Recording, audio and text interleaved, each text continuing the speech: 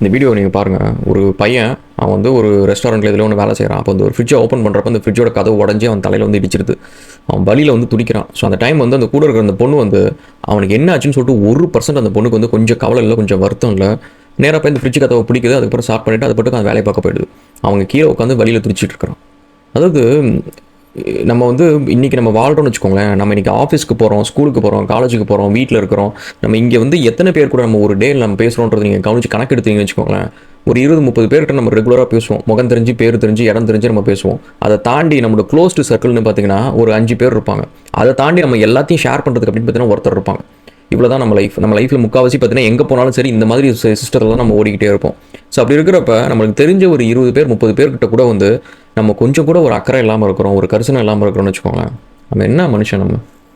இந்தமாரி ஒரு உலகத்தில் வந்து நீங்கள் யோசிச்சு பாருங்கள். இந்த உலகத்தில் வந்து இவங்க தான் நம்ம கூட இருக்கிறாங்க. அவங்களுக்கு நம்ம தான், நம்மளுக்கு அவங்க தான். ஸோ அப்படி இருக்கிறப்ப ஒரு சக மனுஷன் மேலே வந்து கொஞ்சம் கூட ஒரு கருணை இல்லை, கரிசனம் இல்லை அப்படின்னா என்னதுக்கு அந்தமாரி ஒரு வாழ்க்கை? இதை பற்றி நீங்கள் என்ன நினைக்கிறீங்கன்னு சொல்லுங்கள்.